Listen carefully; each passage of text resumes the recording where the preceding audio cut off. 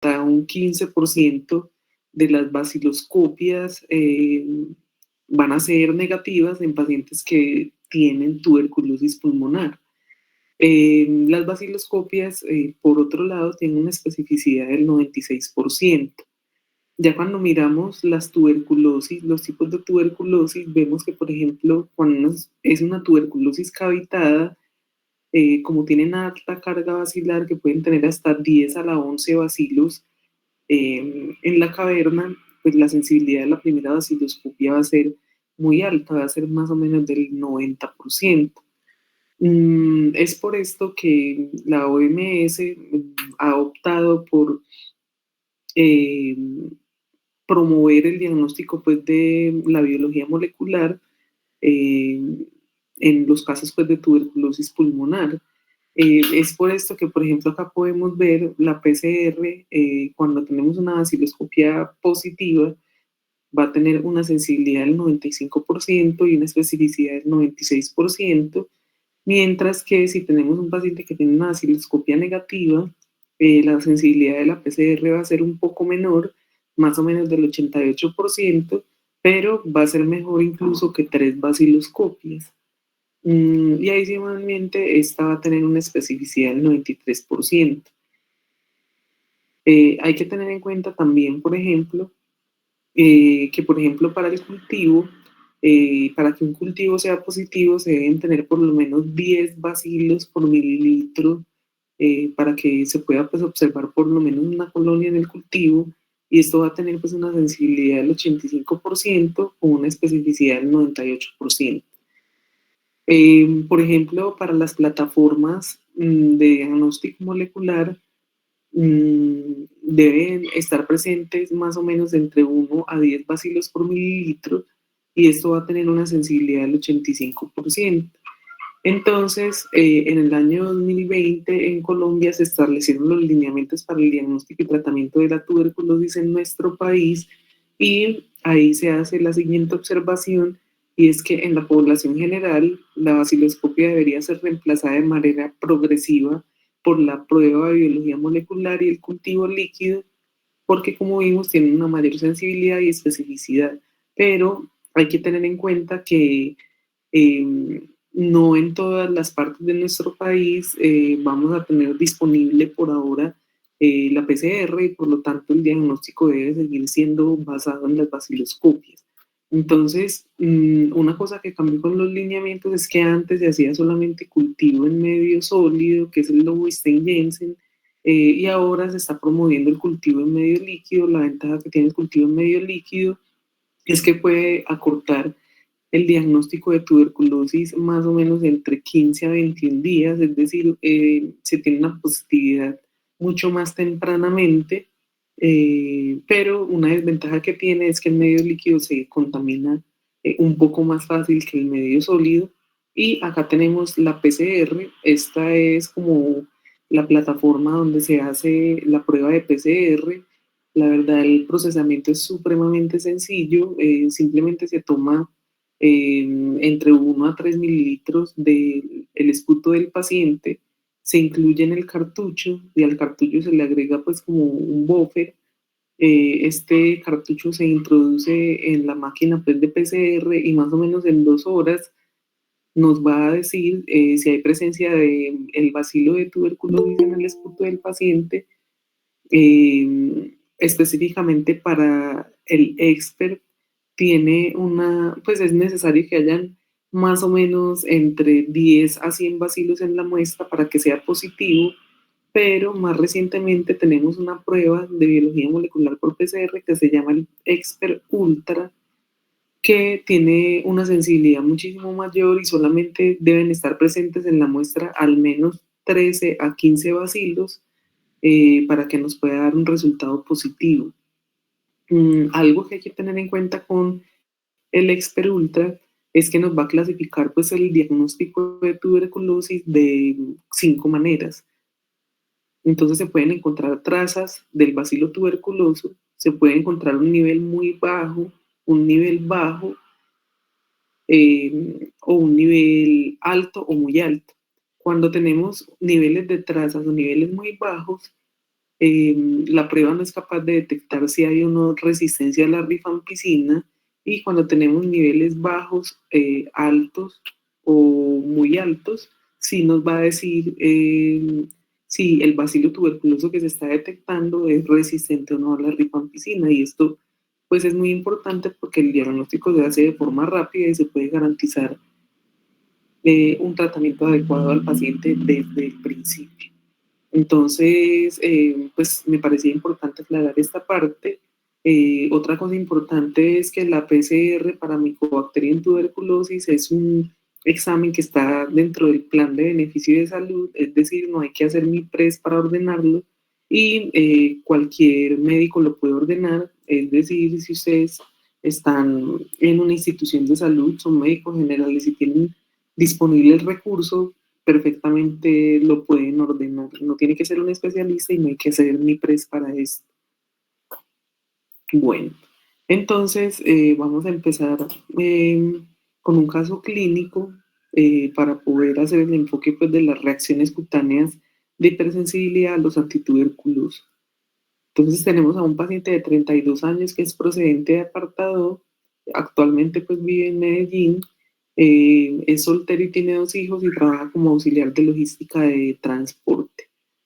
Como antecedentes importantes, tiene una infección por VIH que se le diagnosticaron en enero del 2021. Para ese momento tenía 229 CD4 y casi 800.000 copias de carga viral, lo cual se considera pues muy alto. El paciente había sido expuesto a 2 esquemas de tratamiento antirretroviral, pero el último era abacavir, lamivudina y efavirenz. El paciente reportaba una adherencia al 100%, pero en realidad el paciente no era adherente al tratamiento. Adicionalmente había tenido 3 intentos suicidas. Mm, Había tenido pues un accidente en el que le habían tenido que poner una osteosíntesis de radio distal. Fue fumador hasta 4 meses antes del ingreso, de 30 años paquete, y había tenido consumo de sustancias psicoactivas por muchos años en el pasado, como marihuana, pasta básica de coca, y llegó pues a utilizar heroína intravenosa. Como antecedente importante, él tuvo una hija que tuvo transmisión vertical por VIH. Para el momento de la consulta tenía 8 meses de edad y recientemente le habían diagnosticado una tuberculosis ganglionar.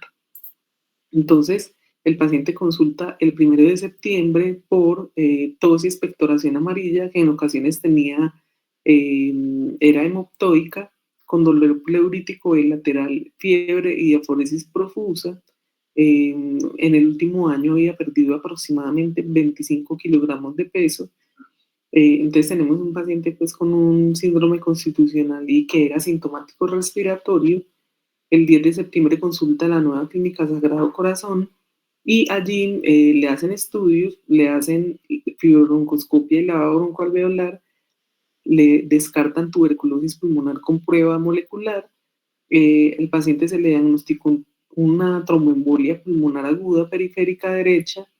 En ese mismo punto, pues tuvo una consolidación. Entonces, lo que se pensó era que el paciente había hecho un infarto pulmonar y este infarto pulmonar se había sobreinfectado, pero adicionalmente el paciente tuvo una trombosis glútea derecha, que es un sitio pues infrecuente para hacer trombosis.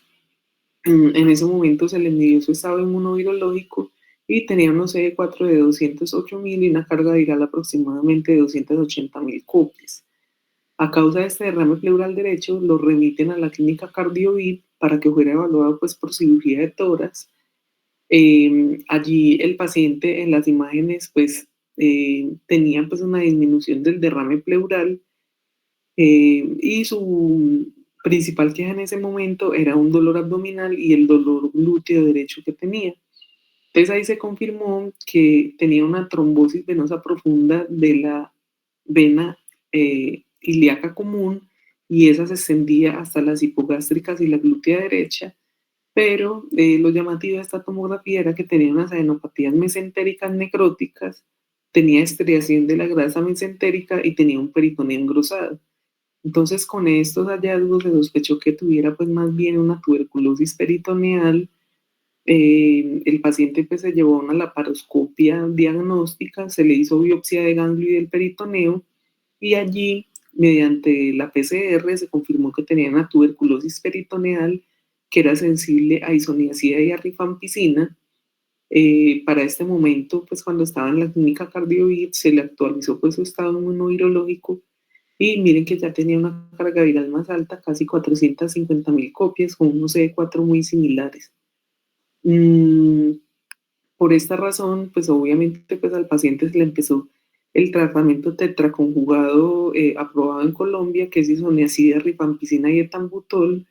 Por su peso le daba para 4 tabletas diarias y se le hizo pues un cambio en la terapia antirretroviral con dolutegravir, tenofovir y emtricitabina. Una vez el paciente se le inicia este tratamiento, el paciente presenta prurito a las 24 horas del inicio de estos dos tratamientos, le aparecen unos abones a las 48 horas, pero la característica que tenían estos abones era que aparecían 1 hora después de haber administrado el tetraconjugado para la tuberculosis.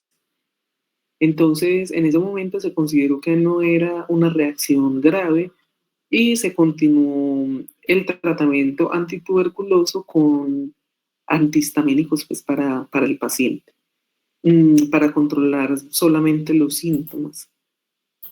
Eh, pero al examen físico, pues podemos ver que pues tenía eritema, como pueden observar acá. Acá en la foto no se ve muy bien, pero tenía pues algunos abones, pero pueden ver que aquí tenía una placa pues muy grande. Se podría decir que comprometía aproximadamente el 50-60% de la espalda. Aparte de eso, el paciente pues tenía una dermatitis seborreica en cara y en cuero cabelludo, tenía dolor al palpar el flanco derecho y tenía puño en percusión derecha positiva. Recordemos que él había tenido ahí pues su embolia pulmonar. Aparte de eso tenía condilomatosis en los genitales y el prurito era demasiado intenso, incluso le impedía pues el sueño y como pueden ver tenía unos signos de rascado bastante importantes. Entonces, cuando uno tiene una reacción adversa a los medicamentos, uno generalmente tiende a llamarla como alergia, pero pues eso es un error porque de hecho esas son la minoría de las reacciones. Es como define uno una reacción adversa a medicamentos, es una respuesta nociva, no deseada y no intencionada luego de la administración de un fármaco a dosis habituales.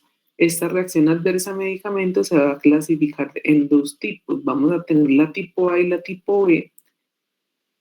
Las más frecuentes son las tipo A, que son más o menos un 80% de los casos, que van a ser reacciones que son predecibles, van a ser dosis dependientes y generalmente van a estar relacionadas con interacciones medicamentosas, pero tenemos las tipo B que son las menos frecuentes, hasta un 20%, que van a ser impredecibles y no van a depender de la dosis e incluso se pueden presentar con dosis subterapéuticas. Estas tipo B las vamos a clasificar en dos grupos que van a ser mediadas inmunológicamente y las no mediadas inmunológicamente. Entonces, estas reacciones adversas a medicamentos tipo B, que son mediadas inmunológicamente, es lo que vamos a conocer como reacciones de hipersensibilidad a los medicamentos.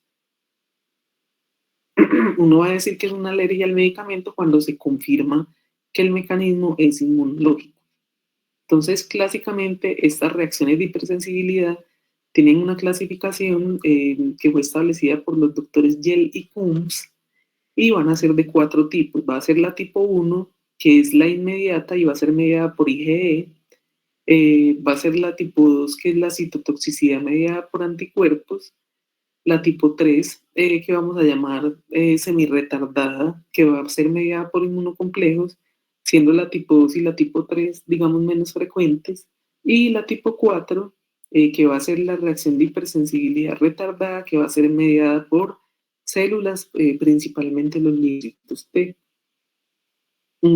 Cuando miramos el tiempo que transcurre entre la administración del medicamento y la presentación de la reacción, desde la última dosis va a tener una clasificación temporal. Entonces, las reacciones de hipersensibilidad inmediata son las que se presentan en menos de una hora después de que se administró el medicamento. La reacción inmediata tardía es la que se va a presentar entre 1 a 6 horas. La reacción tardía acelerada, que es la que se va a presentar entre 6 a 12 horas. Y vamos a tener la reacción de hipersensibilidad retardada, que clásicamente se va a presentar luego de 12 horas después de la administración del medicamento. Entonces, cuando tenemos tuberculosis, más o menos un 60% de los pacientes que tienen tuberculosis y se tratan van a tener algún tipo de reacción adversa a los medicamentos. Y esto va a ser más frecuente en los pacientes que tienen infección por VIH, porque ellos tienen pues una serie pues de mecanismos inmunológicos que los predisponen a este tipo de reacciones. Pero de este 60%, el 5,7 al 25% van a ser reacciones de hipersensibilidad cutánea. La reacción adversa a medicamentos más frecuente con los antituberculosos pues va a ser la hepatotoxicidad. Entonces, estas reacciones adversas a medicamentos que son cutáneas van a ser más frecuentes, sobre todo en los 100 primeros días de tratamiento antituberculoso, y de estas reacciones realmente solamente el 6% van a corresponder a reales reacciones de hipersensibilidad.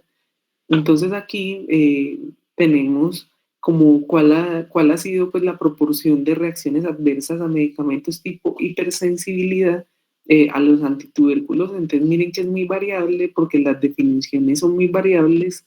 Entonces se presenta entre un 1% hasta un 5,6%.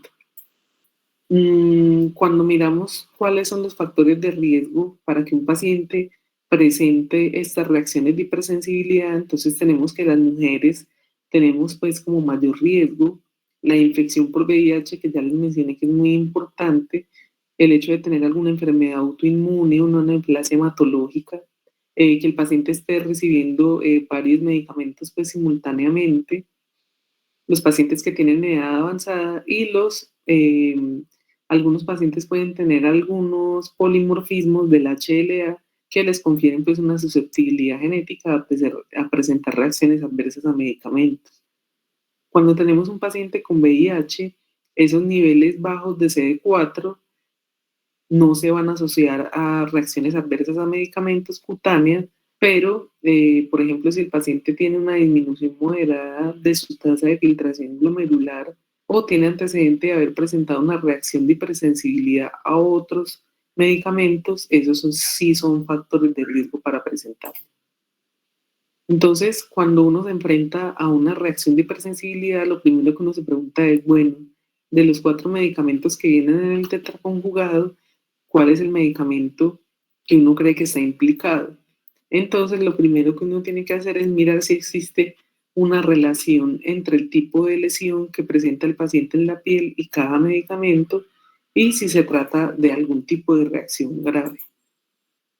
Entonces, cuando uno va a mirar como la implicación de cada medicamento, en realidad las tasas de reacción de hipersensibilidad clasificadas por cada medicamento se desconocen. También hay que tener en cuenta que en el mundo hay diferentes formas farmacéuticas de presentación pues, de los antituberculosos, entonces hay triconjugados o pueden venir separados o pueden venir en tetraconjugados. Entonces, los excipientes algunas veces pueden explicar esas reacciones de hipersensibilidad y adicionalmente hay unas variaciones geográficas. Entonces, eso se ilustra en estos estudios. Por ejemplo, miren, en este estudio el medicamento que más se asociaba a reacciones de hipersensibilidad eran la piracinamida con un 65% de los casos. En segundo lugar, la isoniazida con un 30%. Miren, por ejemplo, en un estudio en la India en el 2019, el medicamento que más se asociaba con un riesgo relativo era piracinamida 2,4, pero en India, o sea, en el mismo país hicieron un estudio el año siguiente y miren, por ejemplo, que el medicamento que más encontraron asociado fue etambutol y en segundo lugar la piracinamida. Por ejemplo, en el Reino Unido es donde tal vez tienen como unos datos más claros y allá la rifampicina es el medicamento que más se relaciona con reacciones de hipersensibilidad y cuando da las reacciones de hipersensibilidad generalmente van a ser tipo 1, o sea, mediadas por IgE, o tipo 4, o sea, mediadas pues, por linfocitos T. Entonces, en nuestro país, por ejemplo, no se tienen datos de cuál es el medicamento más frecuentemente asociado. Cuando uno mira los tipos de lesiones cutáneas, entonces vamos a tener básicamente 6 tipos de lesiones. Entonces vamos a tener el rash maculopapular, que va a ser pues como el más frecuente, es lo que nos conocemos pues como erupción morbiliforme. Cuando vemos esto, el rash maculopapular se puede presentar hasta en un 72% pues, de los casos. Eh, en segundo lugar va a estar la urticaria, que su manifestación principal van a ser pues, los abones, que son placas levantadas supremamente pruriginosas y que pueden ser o no dolorosas. Esto pues lo vamos a encontrar en algunos estudios en un 8.5%, en otros estudios hasta un 18%. En tercer lugar vamos a encontrar la reacción liquenoide, que es pues como una descamación crónica, como se puede pues ahí observar en la foto, incluso se puede acompañar de hiperpigmentación, va a ser pues como la tercera reacción, que se puede presentar más o menos en un 12.5% de los casos. El cuarto tipo de lesión va a ser el eritema fijo pigmentario, que digamos que aquí en esta imagen pues, se ve muy escandaloso, pero lo importante es que cada vez que el paciente se expone al medicamento, va a salir una mácula hiperpigmentada, generalmente en la misma zona, y esto se va a presentar aproximadamente en un 7%. También se pueden presentar lesiones de vasculitis. Generalmente cuando se presenta va a ser palpable, como se observa, se va a manifestar pues como una púrpura palpable. Y digamos que esta pues no es tan frecuente, se puede presentar en menos del 5% de los casos.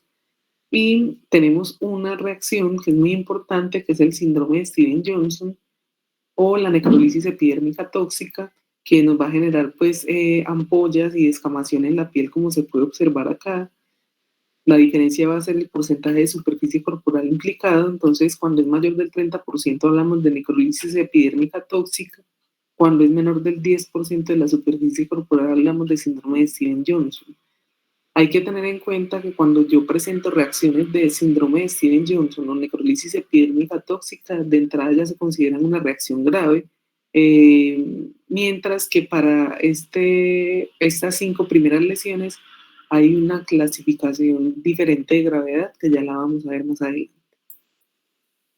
Bueno, cuando uno trata de asociar esos tipos de lesiones con el medicamento, vamos a encontrar, por ejemplo, que la primera causa de flushing va a ser piracinamida, en segundo lugar isoniazida y en tercer lugar rifampicina.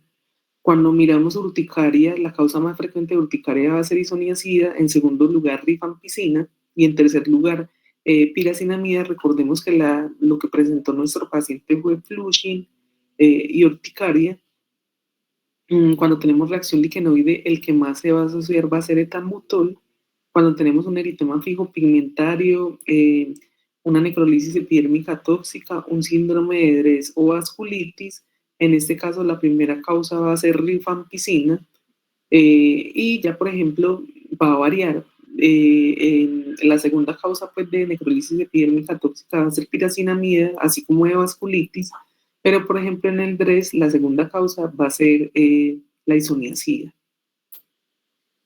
Cuando vamos a clasificar la gravedad, tenemos esta clasificación que se llama la clasificación CTC para eventos adversos a medicamentos. Entonces tenemos, por ejemplo, que las reacciones alérgicas se consideran severas cuando los síntomas son muy prolongados, cuando requieren hospitalización para su manejo. Y va a ser una reacción, pues cuando es grado 5 es porque generan muerte, o la grado 4 es porque amenazan la vida. Recordemos que este paciente, un síntoma muy importante que tenía era el prurito. Entonces el prurito se considera severo cuando es intenso, diseminado, que le limita las actividades de la vida diaria del paciente o el sueño, y que requiere esteroides orales o un tratamiento inmunosupresor para poderlo controlar. Entonces recordemos que este paciente pues tenía una extensión muy amplia del prurito y le impedía el sueño. Cuando tenemos un rash maculopapular, este se va a considerar severo cuando compromete más del 30% de la superficie corporal y le limita las actividades de la vida diaria pues, al paciente. Y, por ejemplo, el edema facial es cuando es edema completo de la cara y le limita pues, las actividades al paciente. Entonces, de acuerdo a lo que tenemos hasta acá, nuestro paciente tenía un prurito severo y también tenía un rash maculopapular severo. Si bien lo único que tenía era abones y prurito, de entrada pues ya vemos que son unos síntomas y unos signos que son graves. Entonces, ¿qué pasó con nuestro paciente? El 31 de octubre se le hizo una reintroducción de los medicamentos secuencial, es decir, que no se le daba tetraconjugado, sino que se le daba el tratamiento antituberculoso por separado, cada tableta. Entonces se le dieron las tabletas de etambutol y lo toleró. Al día siguiente se le dio isoniazida, pero con la exposición a la isoniazida presentó prurito intenso y abones, entonces se tuvieron que suspender todos los medicamentos. Estos medicamentos se suspendieron hasta que el paciente se le quitaran las lesiones en la piel y se le quitara el prurito. En ese transcurso pues tardó 5 días en que esto ocurriera. Para este momento pues se hizo pues como el análisis y se pensó que el culpable era la isoniazida. Entonces se intentó modificar el esquema antituberculoso para que quedara con moxifloxacina, rifampicina, piracinamida y etambutol. Entonces en ese momento se le da un medicamento al cual nunca estaba expuesto, que fue moxifloxacina, y al exponerlo el paciente presenta otra vez abones y prurito, por lo que se suspendió pues todos los medicamentos y se pidió el concepto de alergología, que en estos casos es muy importante. Entonces el concepto del alergólogo es que el paciente estaba presentando una reacción de hipersensibilidad a los medicamentos y que era inmediata por el tiempo de evolución en el que se presentaban las lesiones luego de administrar el medicamento, y que era medida por inmunoglobulina E, porque los pacientes que tienen VIH tienen demasiada producción de anticuerpos por los linfocitos B, y esos anticuerpos hacen que los mastocitos se degranulen, y esa pues, era pues como la explicación en este caso. Entonces lo que se debe hacer en estos casos es dar dosis muy altas de antihistamínicos, que generalmente se dan 4 veces la dosis normal. Entonces al paciente se le dio fexofenadina, que es lo que conocemos pues como el Alegra, y se le dieron 360 miligramos cada 12 horas hasta que se resolvieran las lesiones cutáneas, el prurito, y en ese momento se le iba a hacer un protocolo de desensibilización que ya más adelante lo vamos a ver. Entonces al paciente se le da el etambutol con protocolo de desensibilización y lo tolera.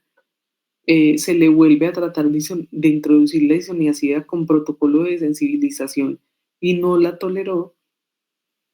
Posteriormente se introduce la piracinamida y la tolera. La rifampicina y la moxifloxacina también las toleró. Entonces, al final, el paciente quedó con el esquema moxifloxacina, rifampicina, piracinamida y etambutol. Y finalmente, pues el 26 de noviembre se reinicia la terapia antirretroviral que habíamos planteado pues al principio. Entonces, ¿cómo son los protocolos de sensibilización? La idea es exponer al paciente a dosis muy pequeñas y progresivamente va aumentando. Digamos que el que se usó en este caso son esquemas de sensibilización rápidos, que para el caso pues, de la isoniazida duró 7 horas. Entonces, mire que se empiezan con dosis muy pequeñas que se van aumentando hasta alcanzar la dosis meta, que en este caso serían 300 miligramos diarios. Una cosa muy importante es que una vez el paciente está desensibilizado, el paciente no puede suspender el tratamiento porque si pasan más de 48 horas sin exponerse al medicamento se pueden volver a sensibilizar y eso es algo que hay que explicarle pues, muy claramente a los pacientes. Entonces, algo muy importante es que estas reacciones de hipersensibilidad cutáneas tienen unas consecuencias y unas implicaciones, tanto clínicas como económicas. Entonces, cuando uno interrumpe el tratamiento antituberculoso en la primera fase, solamente con interrumpir el tratamiento, sea cual sea el motivo, el paciente tiene un riesgo mayor de 3 veces de morir y esto es estadísticamente pues, significativo, y en pacientes con VIH ese riesgo puede ser de 3.5 veces. Hay algo muy importante y es que para poder reintroducir los medicamentos, el proceso podría ser a veces muy largo y en general se podría demorar hasta 4 semanas para uno poder reintroducir la totalidad de los medicamentos. Entonces, esto es algo pues que si uno tiene pues una presentación grave de tuberculosis puede afectar pues la vida del paciente. Entonces, los expertos recomiendan en los casos de los pacientes con VIH suspender el tratamiento antirretroviral, reintroducir la totalidad del esquema antituberculoso y cuando se termine de reintroducir el tratamiento antituberculoso, reiniciar el tratamiento antirretroviral. Otra cosa importante es que una duda que existe es que durante la reintroducción de los medicamentos, como el paciente no está al mismo tiempo con los 4 medicamentos durante la reintroducción, existe el temor de que haya generación pues, de resistencia o de tuberculosis multidrogo resistente, pero ningún estudio clínico hasta el momento ha podido comprobar pues como esta hipótesis.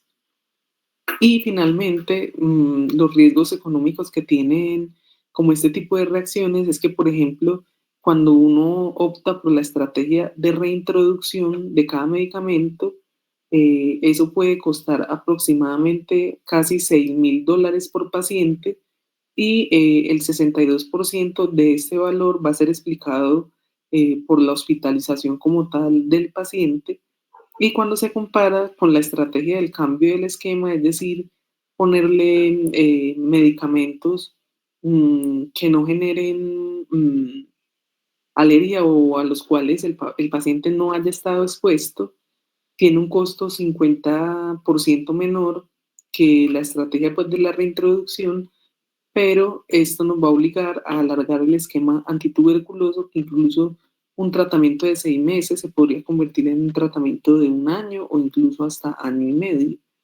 Entonces, son cosas que uno tiene que tener en cuenta cuando tiene un paciente con reacciones cutáneas por los antituberculosos. Entonces, ¿cómo enfoca uno estos casos?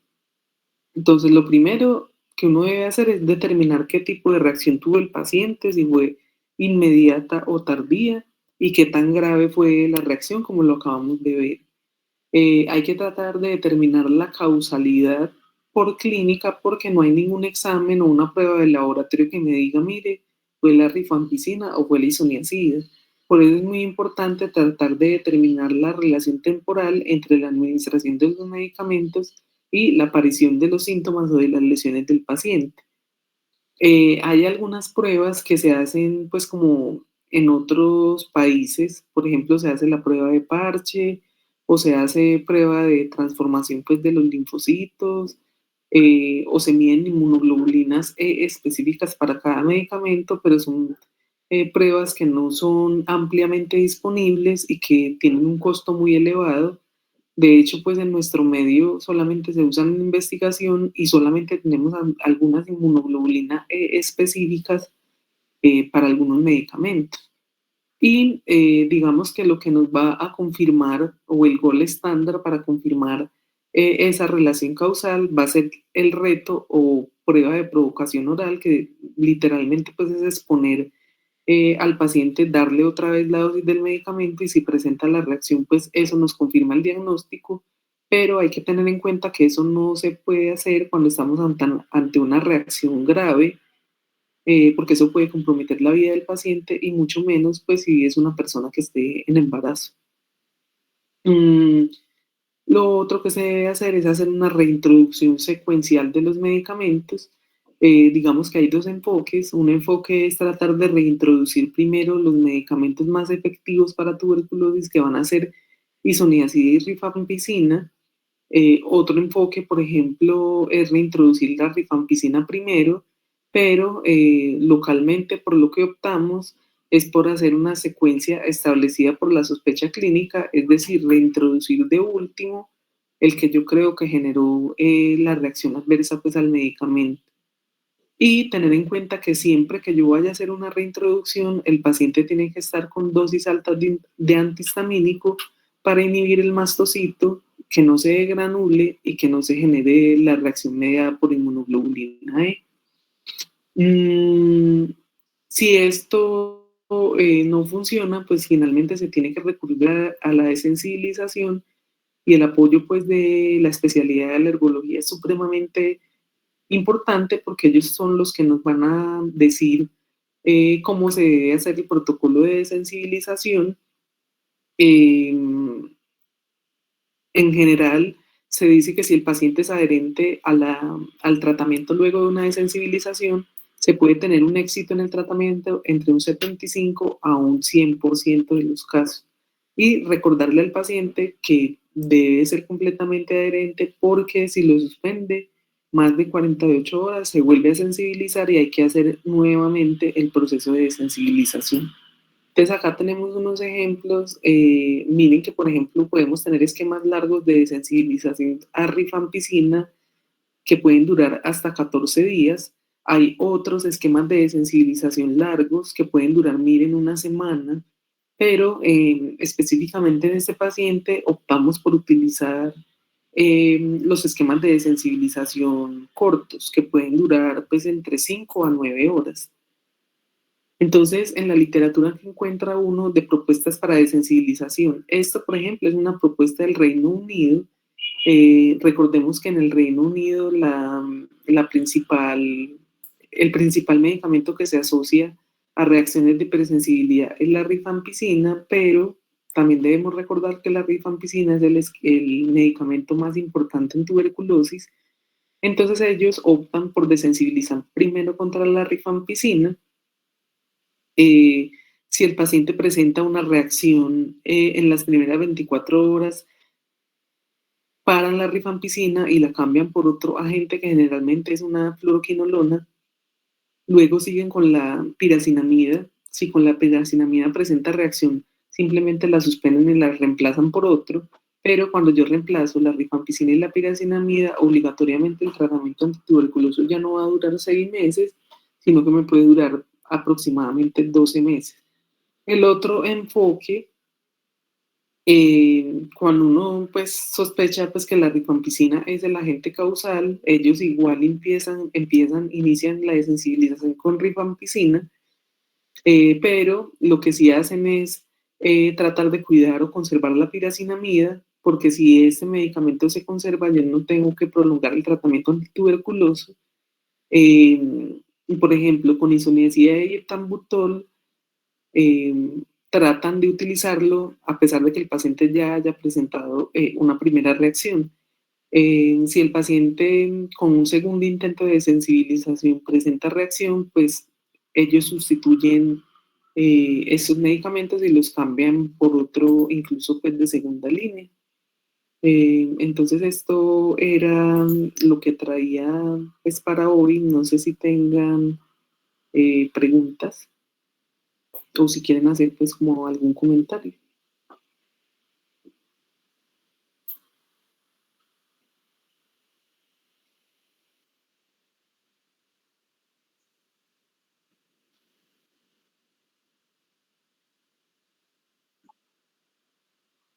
Ujú.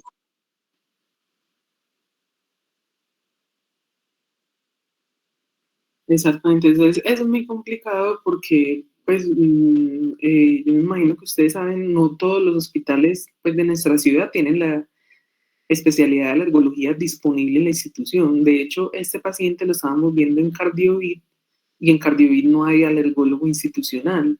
Entonces, por eso, digamos que esa evaluación se demoró un poco.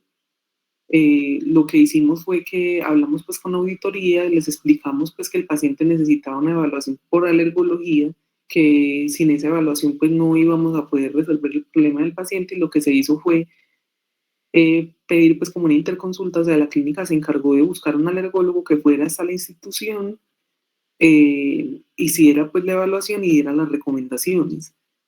Entonces, si bien no hay pues alergólogo en todas las instituciones, lo recomendado es tratar de hacer como una estrategia con la parte pues administrativa de la institución que garantice que un alergólogo vaya y lo evalúe en el hospital, porque si no es imposible, pues porque en el resto de los clínicos no tenemos conocimiento de cómo se construye un esquema de sensibilización, qué precauciones hay que tener, cada cuánto tiempo se suben las dosis. Entonces, obligatoriamente el paciente debe ser evaluado por un alergólogo. Estos casos pues son muy difíciles y tienen que tener un manejo multidisciplinario.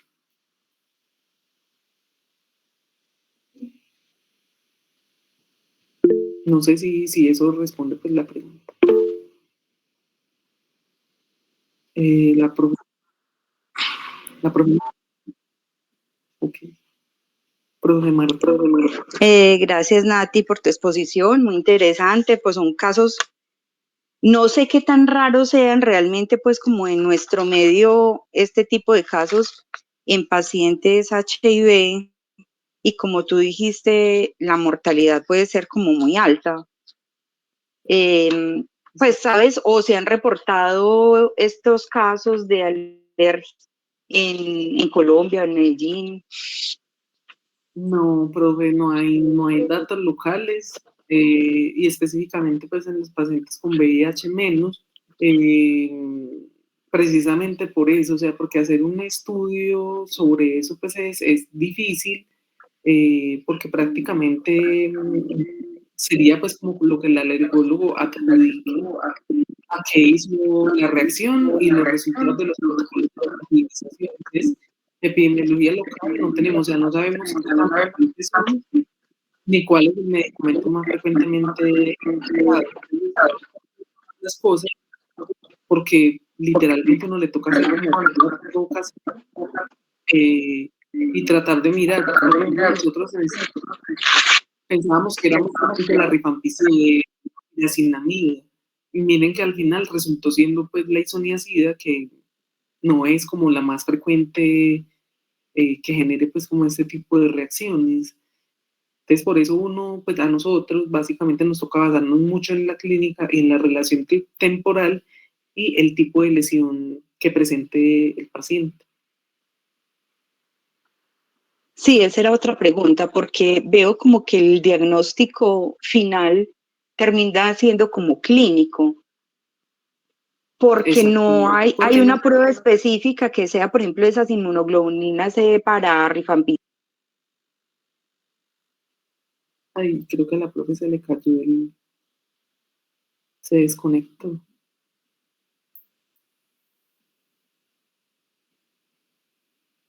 Esperemos un momentico a ver si se vuelve a conectar. No sé si mientras la profe se conecta alguien tenga algún comentario o alguna pregunta.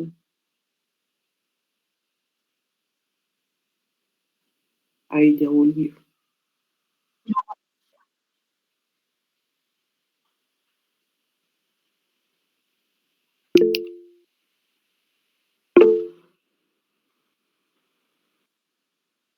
Ujú.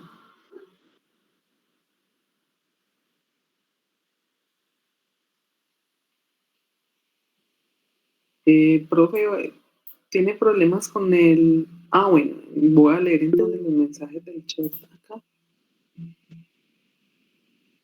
Ah, bueno. Eh, lo del diagnóstico definitivo, sí, o sea, acá, por ejemplo, incluso al alergólogo le preguntamos que si le podíamos hacer inmunoglobulina específicas Y aquí en la ciudad para tuberculosos no las hay. Hay para algunos antibióticos y algunos medicamentos pues específicos. Pero no, pues a nosotros literalmente con él, pues en conjunto, pues infectología y alergología, nos tocó hacer el diagnóstico clínicamente. De hecho, nos equivocamos al principio porque creíamos que era la piracinamida y no, era la isoniazida. Entonces, por eso acá en este tipo de reacciones es muy importante la clínica y dirigir el orden, pues como de la desensibilización de acuerdo a la sospecha clínica que uno tenga.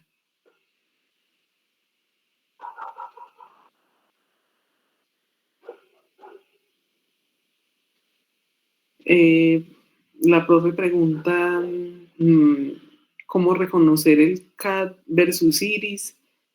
Eh, profe, no entiendo la abreviatura de CAD.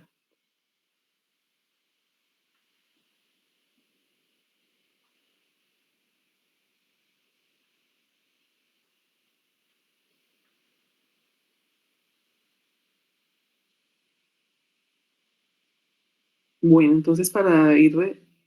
Ah, bueno, listo, profe. Entonces, digamos que cuando uno tiene un síndrome inflamatorio de reconstitución inmune o iris, eh, generalmente eso está asociado casi siempre o a un proceso infeccioso y menos frecuentemente a una neoplasia que se presenta después de que yo empecé un tratamiento antirretroviral altamente efectivo. Entonces baja la carga viral del paciente en primer lugar. Luego hay como una mejoría funcional de los linfocitos TCD4 y ya al final digamos que hay un aumento de los CD4 y ahí es cuando se empiezan a presentar los síntomas del iris, por decirlo así. Entonces, lo primero que hay que tener en cuenta es que el iris siempre va a ser un diagnóstico de exclusión. Cuando uno va a diagnosticar un iris, tiene que descartar primero que no haya pues como una infección oportunista activa en ese momento. Y las reacciones adversas cutáneas a medicamentos pues tienen una presentación clínica muy diferente. Mm, casi siempre esas reacciones cutáneas, exceptuando pues el síndrome de Dres, y de pronto el síndrome de Steven Johnson y algunas vasculitis, generalmente el paciente no presenta fiebre. Entonces esa sería pues como una forma de diferenciarlas. Lo otro es que para que se presente un iris, necesariamente el paciente debe haber iniciado recientemente una terapia antirretroviral y generalmente se va a presentar más o menos entre el día 7 o el día 14 después de haber empezado el tratamiento antirretroviral, pero incluso se puede presentar hasta 5 meses después de haber presentado, de haber iniciado el tratamiento. Entonces, digamos que eso también sería una forma pues, de diferenciarlo. Y lo otro es que el iris generalmente no da reacciones cutáneas. Cuando el iris da reacciones cutáneas, se asocia más que todo a neoplasias, por ejemplo, linfomas y sarcoma de Kaposi. Eh, profe, yo diría que esas serían pues como las formas de diferenciarlo.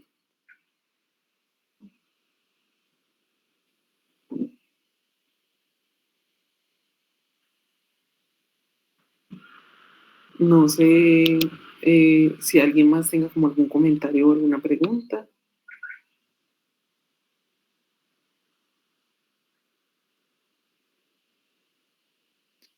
No, profe, con mucho gusto y no, gracias por haberme invitado al semillero de mucho tiempo que no estaba en una actividad del alma mater. Muchas gracias.